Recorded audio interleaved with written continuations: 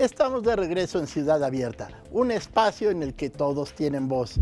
Qué importante es educar desde la escuela y la familia, dos núcleos fundamentales en el desarrollo de las personas.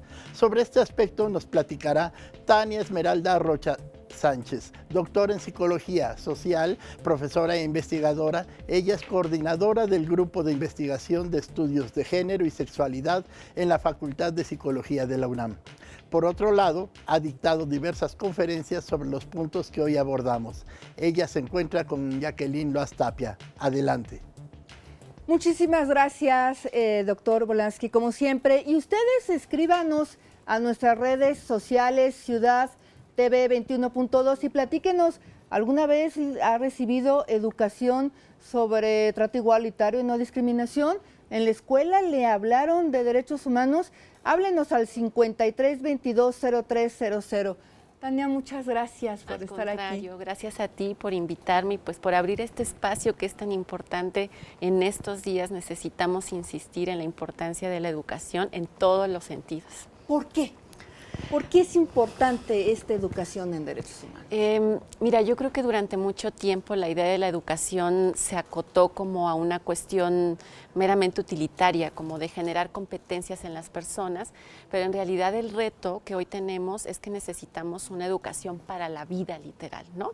Lamentablemente, en el marco de muchos de los temas que se abordan aquí sobre la diversidad que tenemos las personas en todos los sentidos, en nuestra sexualidad, en nuestras identidades de género, en los comportamientos que tenemos, en las características y demás, hay una prevalencia de estereotipos, de prejuicios, de un sistema ideológico que lamentablemente de formas directas e indirectas pues sigue imponiendo un solo camino, una sola forma de vivir la vida, por así decirlo, a partir de esta suerte de como etiqueta o proceso de fragmentación entre los seres humanos, y tiene implicaciones algunas que no parecen tan graves, ¿no? Como el hecho de que haya burlas, que haya descalificaciones, que las personas no podamos tal vez elegir hasta en lo más simple cómo vestirnos, qué carreras estudiar a veces, hasta cuestiones más graves como es tal cual la violencia de género a la que nos enfrentamos las mujeres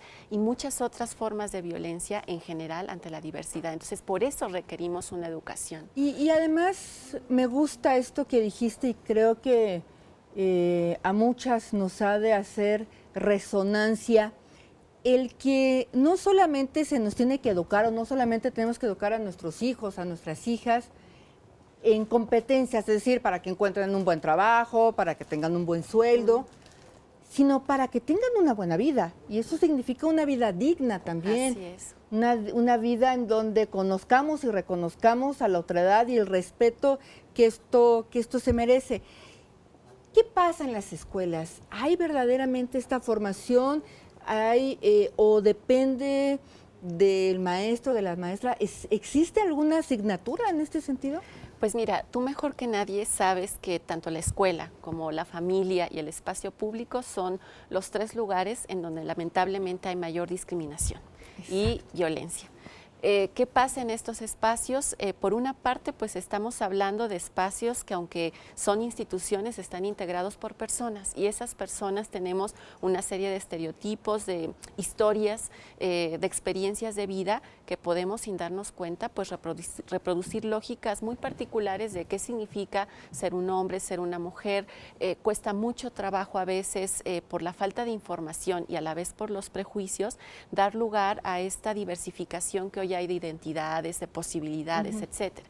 Entonces, puede ser desde el trato, puede ser desde los conocimientos que a veces se imponen o se imparten, ¿no? Impuestos, valga que lo diga así, tanto directa o indirectamente, que estamos transmitiendo información. Recuerdo hace tiempo dialogando con unas educadoras y educadores, comentaban que dividían el salón a niños y niñas.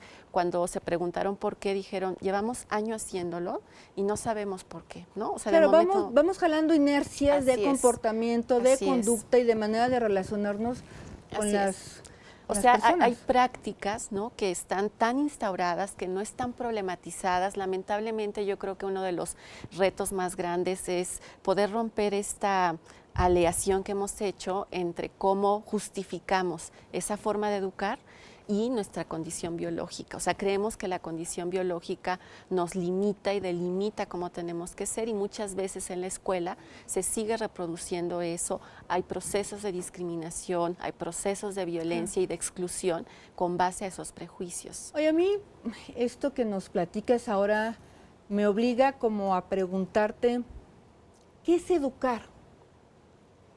¿O cómo se educa? Es decir, ¿cómo logro transformar a estas niñas y estos niños? Con Rocío, con la persona que estuvimos antes, hablábamos de cómo ellos daban este tipo de talleres.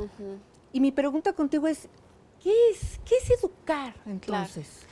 Pues mira, pienso tres cosas. Una, pienso muchísimo en lo que la UNESCO ha propuesto respecto a que a estas alturas educar no tendría únicamente que ver con que las personas tengamos conocimiento y sepamos hacer las cosas, sino también es aprender a ser y a convivir. Y yo creo que esos dos elementos, aprender a ser y a convivir, le damos poco espacio en la escuela, ¿no?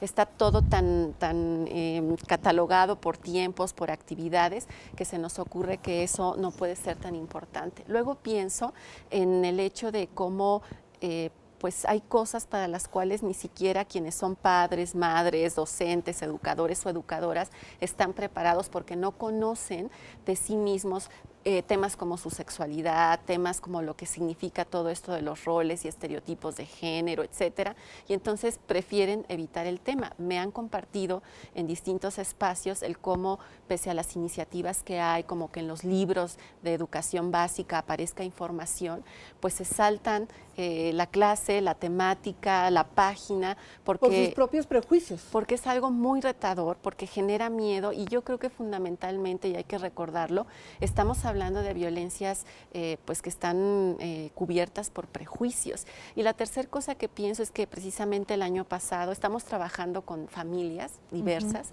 en todos los sentidos, y hemos estado explorando como qué dificultades tienen en el proceso de educar, ¿no? Incluso cómo entienden educar. Y bueno, justamente lo que aparece es, están muy preocupados y preocupadas como familias por generar valores, promover valores, ¿no? El respeto, la inclusión, la idea de diversidad, de que se pueda entender que estamos en medio de esta diversidad, insisto, en todos los sentidos, pero cuando les preguntamos cómo es que eso se materializa en el día a día, ahí hay una enorme dificultad, ¿no? Hay una brecha muchas veces. Exacto. O sea, este clásico de el discurso, pero también el actuar sigue siendo válido hoy por hoy, ¿no? Claro, y que muchas veces nos decían, pues es que a veces no sé ni cómo abordar el tema, ¿no?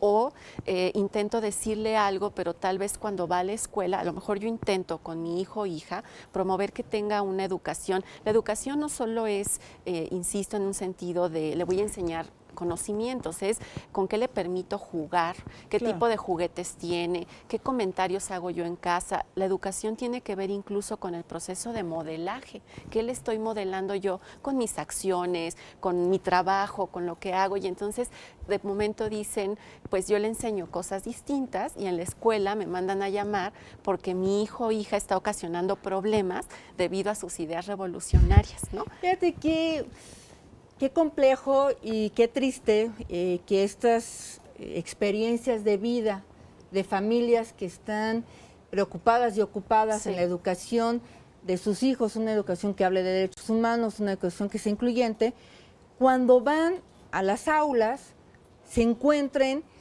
con que son rechazadas y que son excluidas por este pensamiento que precisamente lo que busca es la inclusión. Así es. Y desde ahí, ¿tú cómo le haces en tus aulas? Porque, bueno, tú eres maestra. Sí, yo estoy como docente. Bueno, ¿Qué pasa para en tus mí, salones de clase? yo creo que lo más importante ha sido asumir la perspectiva de derechos humanos, la perspectiva de género y la perspectiva de diversidad como una forma de vida, como una filosofía en la cual, desde que yo llego al aula, ¿no? Por ejemplo, siempre el lenguaje incluyente es muy importante. Me refiero a las, los, les, aunque la RAE se enoje. Yo también creo lo mismo. Hago uso en el espacio de recordar recordarles a los y las estudiantes que hay otras formas de tratarnos, a veces a señalar cosas que hacemos, nos burlamos o nos reímos y que está directamente ligado con los prejuicios, a romper los mitos, ¿no? A informar más y a ser consciente que antes que, como decimos, y lo digo con mucho respeto en la tele, pero el doctorado no quita, ya saben qué, o sea, este es un asunto en el que necesitamos sensibilizarnos y a la vez prepararnos. Es una cuestión que requiere de mucha toma de conciencia y de asumir una responsabilidad porque nuestras acciones y nuestras no acciones tienen un impacto en la vida de las personas. Tania, la verdad es que muchísimas gracias, No, gracias por habernos acompañado el día de hoy, por hablarnos de esta visión de lo que significa educar y bueno, esto que tú has dicho, este reto de educarnos también en el ámbito de la familia para la vida, ¿no? Para la vida, ¿no? De hecho, o sea, si gustan, en la página de Familias por Igual, precisamente nuestra idea es compartir desde las investigaciones, lo que recuperamos dentro de la academia, compartir con la gente ideas. Las familias a veces tienen miedo, pero yo estoy convencida de que hay muchas familias que están intentando hacer cosas distintas, simple y sencillamente porque los modelos rígidos ya no nos vienen bien. Tú lo has dicho muchas veces, ¿no? Justo pensaba hoy que para los humanos lo binario estorba muchísimo, somos más que eso. Somos mucho más ojalá que que nos sigan ahí, Familias por Igual. Pues ahí lo tienen ustedes. Tania, muchísimas gracias por habernos acompañado el día de hoy. Y ustedes no se vayan, seguimos aquí en Ciudad Abierta.